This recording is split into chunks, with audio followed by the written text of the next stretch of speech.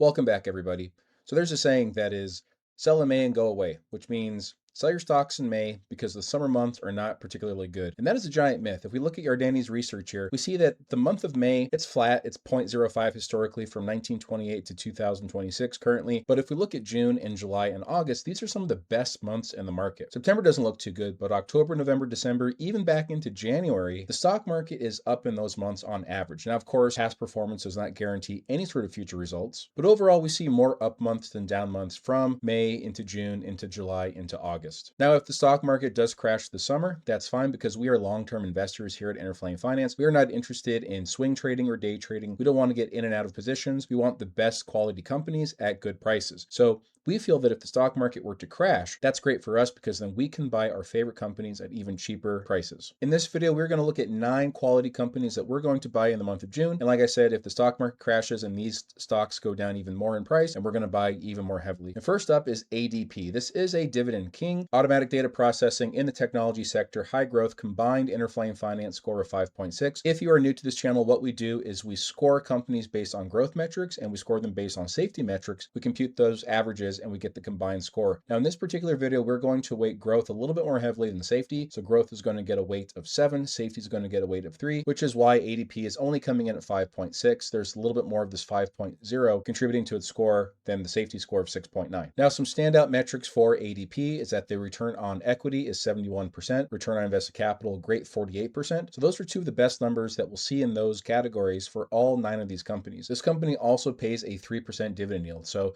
you're getting passive income, you're getting some cash flow into your account while hopefully the stock price is growing. Now, analysts say that this company is a hold right now. They are currently selling for $222. The mean target price among Wall Street analysts is $246. That would be an 11% increase in the stock price. However, we at Interflame Finance are a little bit more bullish on this company. We say that this should be trading for $305 per share. That would be a margin of safety of 27%. Now, what is this margin of safety? What is this intrinsic value? If you go down to the description of this video, you will find 4 links to 4 different intrinsic value calculators where I show you how to build out your own intrinsic value calculators. It is an absolutely essential tool that any investor needs to have in their toolbox. It computes not what the stock price is, but what the stock price should be based on that company's fundamentals. So check out those videos in the description below. Build out your own Google Sheets, Interflame Finance, intrinsic value calculators so that you can have a better idea for whether or not you're getting quality companies at good prices. The second company is First Solar, combined score of 5.8. They have growth of 6.1, safety of 5.1. Currently trading for $307. Now, Wall Street, although they say this is a buy, the mean target price is $244. That's about a 20.6% drop in the stock price expected among the 27 analysts that cover this. However, we are very bullish on this company. We are very bullish on solar technology in general. We think that this company should be trading for $433 per share.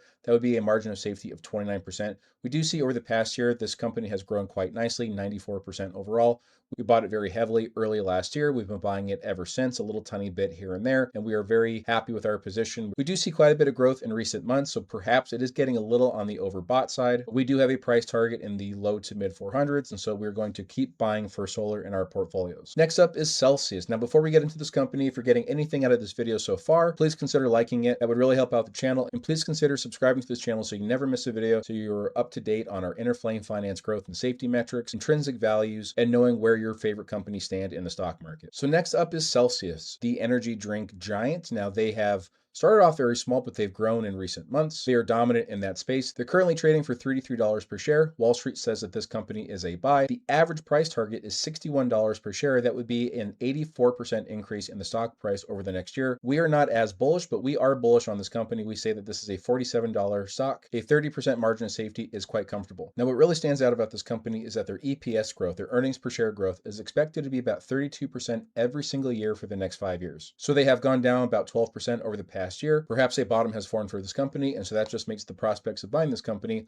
all the more attractive. Next up is Salesforce, CRM. Now, this stock has been beaten down because of AI fears, people thinking that artificial intelligence is going to take over the software space. As a matter of fact, Salesforce CRM is integrating AI into its company with a growth score of 5.8 and a safety score of 6.9. That gives us a combined score of 6.1, down 27% over the past year. Currently trading for $191. Wall Street says on average this is a buy. Average price target $256. That would be about a 34% increase in the stock price over the next year. However, we are much more bullish on this company. We say that this should be trading in the 420s, margin of safety about 55%. Now, what really stands out about this company is that their forward PE is very, very low, 12.8, and their free cash flow yield is above that 7% mark that we like to see. In fact, it's one of the highest of all 9 companies that we're looking at today, free cash flow yield at 9.8%. Now, it doesn't get more plain than Spices, but McCormick, the food giant, is clocking in at a combined score of 7.2. That's an 8 for safety and a 6.8 for growth, currently trading for $47 per share. The average consensus on Wall Street is that this should be trading for $62 per share within the next year. That would imply a 30% increase. Wall Street says that this is a buy. We, however, are much more bullish on McCormick. We do think it's also going to go up, and we think it's going to go up a lot more, $91 per share. That's a 48% margin of safety for this company. Now, lots of metrics stand out for this company. They are expected to grow their revenue 16.7% every year for the next 5 years. Their 5-year forward PE is extremely low. You're getting McCormick at a 5.6 forward PE in 5 years based on its current projections of its EPS and its current stock price. PE itself is quite low at 7.8, price to sales very low at 1.8. They do pay a very nice 4% dividend yield, and their beta is 0.7. Why do we like low betas? Well, that means if the stock market does crash in the coming months, this stock price would not be expected to crash as much. So for example, with a beta of 0.7, if the stock market were to go down 10%, this company will go down only 7%. If you follow this channel, it's no surprise that NVIDIA has made the list, combined score of 7.3, growth at 7.9, safety at 5.9. They're currently trading for $211 per share. Average consensus on Wall Street is that this should be trading for almost $300. That would be about a 41% increase in the stock price. Strong buy among the 58 analysts that cover this stock. We agree with the strong buy rating, but we think that it should be a lot more. $405 per share. That's a 48% margin of safety for NVIDIA. And if you just look at the standout numbers, the top 2 growth metrics and the top 2 safety metrics for this company, among the 9 companies that we're looking at, this company really stands out. PEG at just 0.5, return on equity 114, return on invested capital 91%, profit margins very healthy at 63%.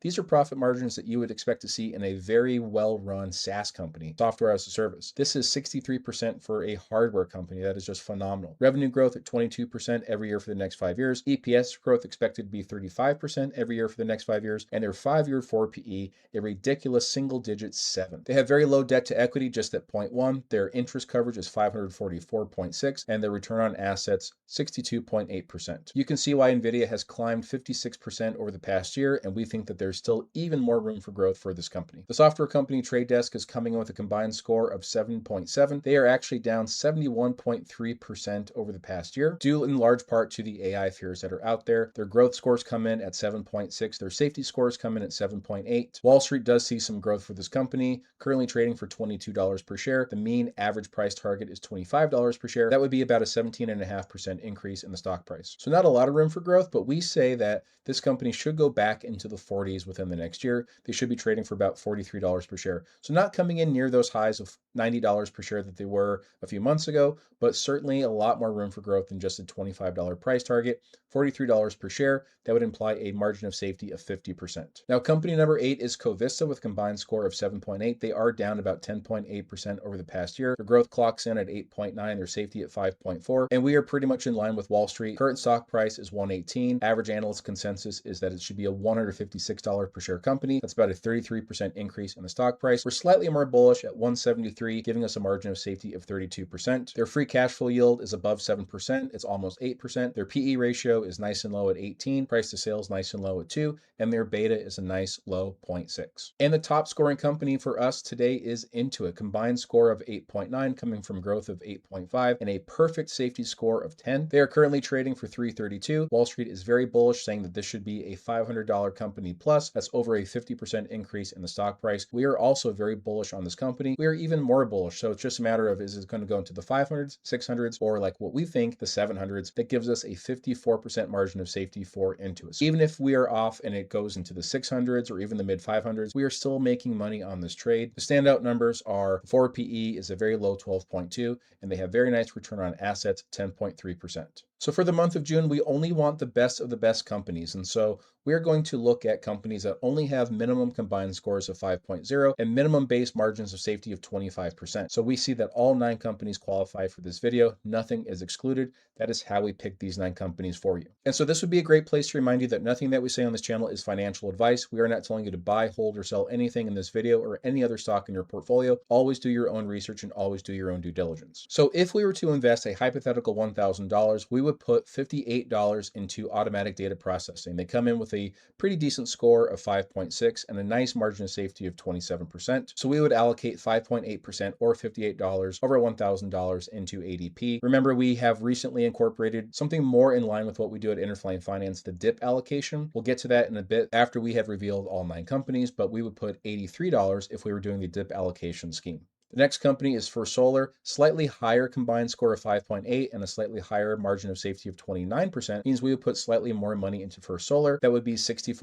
or 6.4% over $1,000 allocated. And in the dip allocation scheme, also $83 for First Solar. Celsius is tied with First Solar when it comes to the combined score, but they have a slightly higher margin of safety of 30%. So we would put slightly more money into that company, $65 over $1,000 or 6.5%. In a dip allocation scheme, also $83. Now, CRM is a little bit more appealing, mainly because they have a slightly higher score of 6.1 and because their margin of safety is higher at 55%. So we would allocate 12.8% or $128 over $1,000 into CRM. And in the dip allocation scheme, $102 would go into Salesforce. McCormick will get $130 or 13% of our allocated $1,000. They have a combined score in the 7s at 7.2 and a margin of safety almost at 50 cents, coming in at 48%. In a dip allocation scheme, that would reserve $104 for McCormick. NVIDIA has a slightly higher score of 7.3, also tied with McCormick at 48% margin of safety. So we would put slightly more into that based on our regular allocation, 13.2% or $132. Also slightly more in the dip allocation scheme, $107 into NVIDIA. Tradedesk, a much higher score at 7.7 and a much higher margin of safety at 50%. In our regular allocation, that would get $146 over $1,000 or 14.6%. In a dip allocation scheme, $124. That is the most of any company so far. Now, Covista does have a slightly higher score at 7.8, but their margin of safety is not as appealing, only 32%. So we would only put 9.4% or $94 over $1,000 into Covista.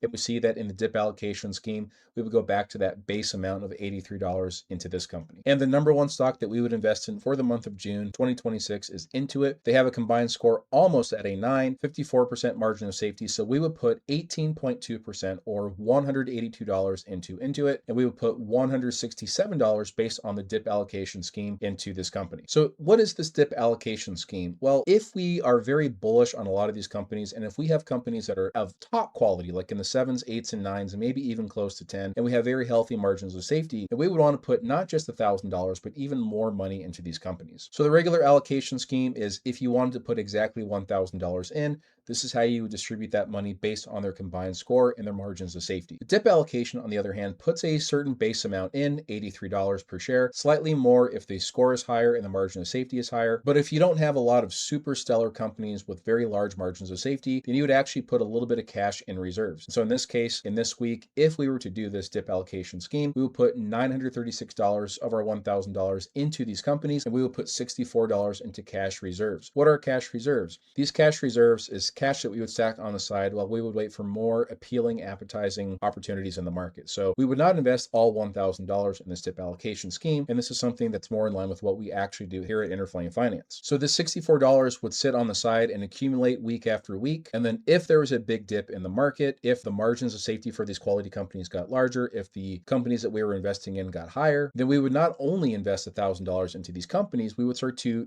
tap into those cash reserves and invest $1,020, $1,050. We would actually start to use the cash reserves on the side as dry powder to invest more heavily into the top quality companies that are trading at a discount. So there you have it, folks. These are 9 companies that we at Interflame Finance are going to be buying in the month of June. These are not the only companies that we are going to buy in the month of June, but these are certainly ones that are on our radar and we will be buying in the coming weeks. And just a reminder that if you got anything out of this video, please consider liking it. That would really help us out, and consider sharing it with your friends, subscribing, telling your friends, your family, and your mother-in-law all about Interflame Finance. We do have a goal of 1,000 subscribers. When we hit that goal, we will make an Interflame Finance YouTube portfolio that we will update you on every single week. So we will make investments, we will make deposits into that account, and we will show you how we at Interflame Finance would build out a very small starting but growing portfolio of stocks over time. We would employ the Interflame Finance methodology that we show you every single week, every single day on this channel. So if you're interested in that, please be sure to not only subscribe, but to tell everybody that you know about Interflame Finance. Let's get to 1,000 subs so we can actually show you how we put these ideas, these scores, these valuations into practice in the real world in the market. So thank you so much for watching. We appreciate your support. Be sure to like and subscribe, and we'll see you in the next video.